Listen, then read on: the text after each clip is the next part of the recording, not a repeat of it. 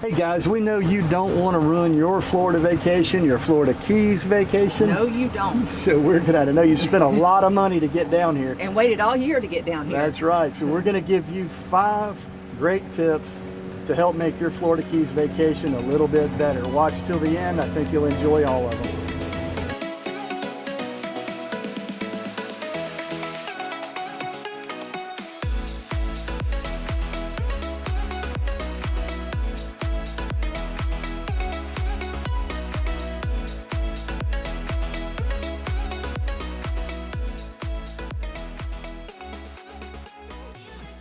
Hey guys, it's Mark and Laurie Gable. And for those of you that are new to our channel's Gable's on the Go. Laurie and I are school teachers from Georgia that moved to the Florida Keys about 3.5 years ago.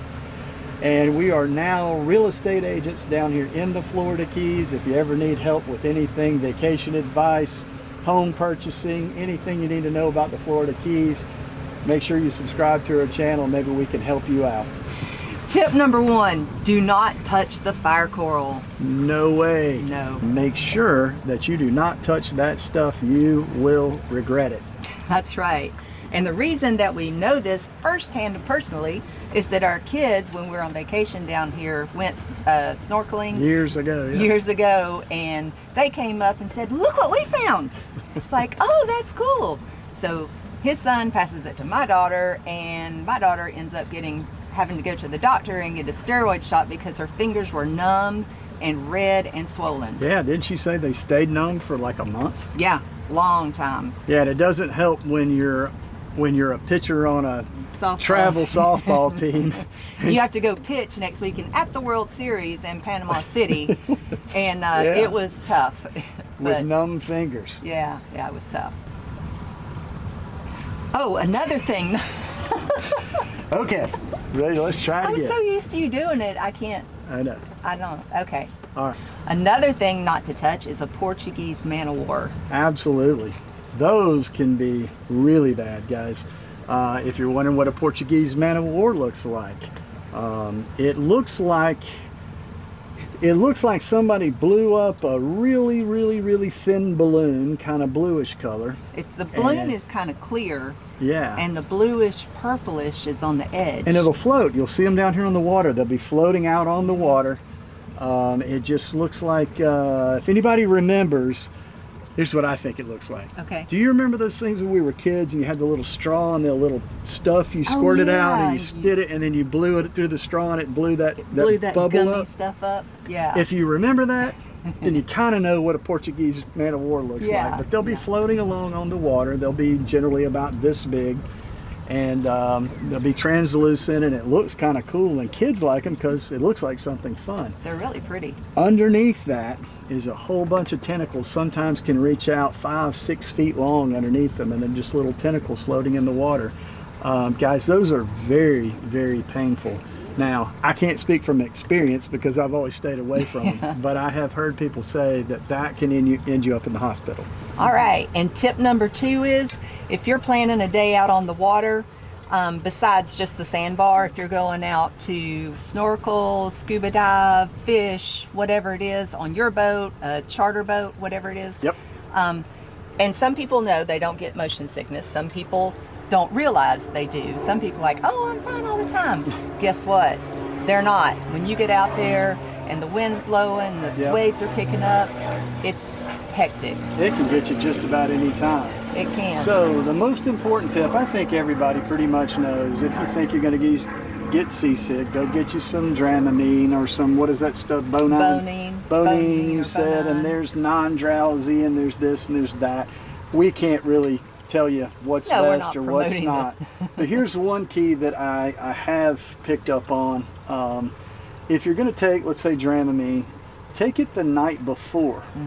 All right, it really doesn't do you much good if you take it in the morning before you go out on your trip. Take one the night before you go to bed. You'll generally sleep really good because most of the stuff makes you pretty drowsy. And then take you another one in the morning before you go. If it makes you too drowsy, you can try a half one in the morning. Yeah. When you're on the boat and you start to feel sick, do not sit down. Do not put your head down. stand up the whole time. I don't care if you're tired, just stand up, look at the horizon and focus really hard. And it takes a lot of focus, but that will help you. Everybody who sits down when they feel sick just about throws up.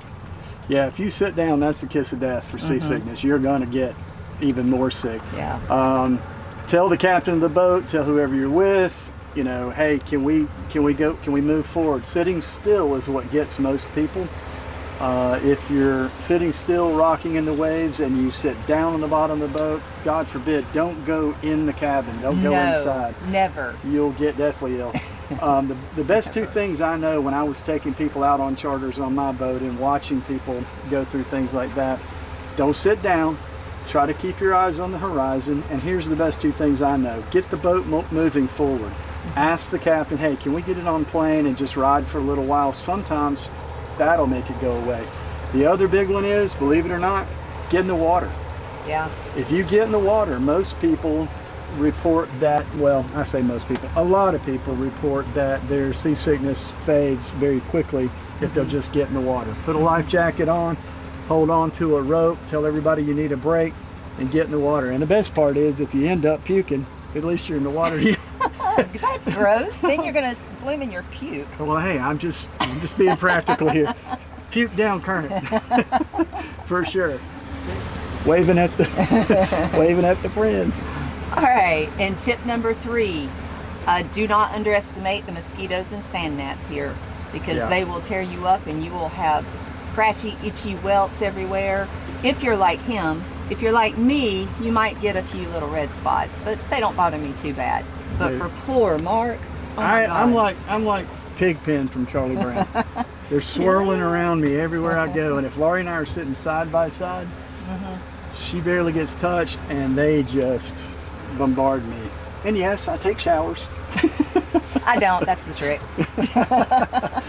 But anyway, guys, I stumbled on a product, and I've been fighting mosquitoes and sand gnats, whatever, the chemistry in my body, all the things that people talk about. Why do some people attract mosquitoes? I still can't figure out what the deal is.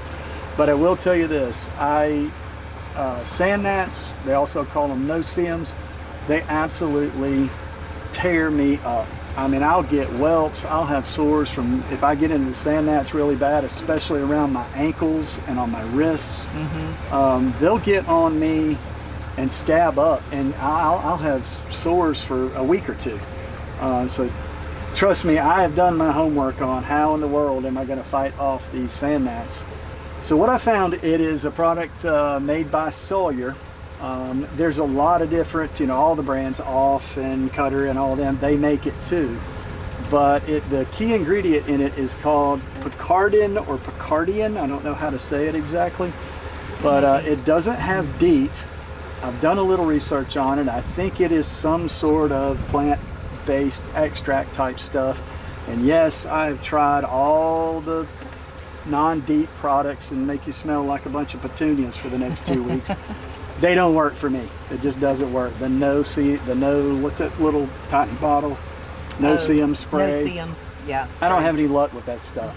Here's what I found that actually works. It's that Sawyer Picaridin based stuff. I did try in a pinch when I ran out of a bottle of that. I went by Walgreens and I bought a little bottle of the same stuff made by Off. I think I paid $16 for a little bottle this big. Yeah, it was ridiculous. So here's why I recommend the Sawyer brand. Several reasons. They all have the same ingredients, I'm sure.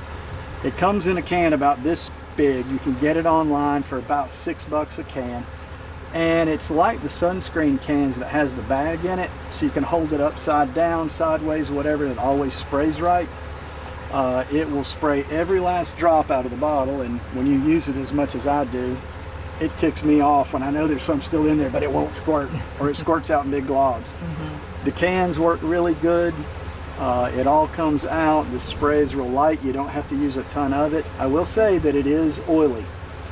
It will leave an oil residue on you, and I think, quite frankly, that might be one of the reasons it works so well, because I understand the sand gnats or the no-see-ums, they're so tiny, if they land on an oily film, they can't fly. They get stuck, and they don't like it. They try to get away from it as quickly as they can, and I've read that maybe that's it. So it might not even be the key ingredient. I don't care what it is.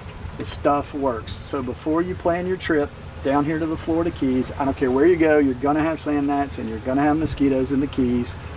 There's not really one area that's better than another. Wind is your best friend down here. On a windy day, you don't get bit as much.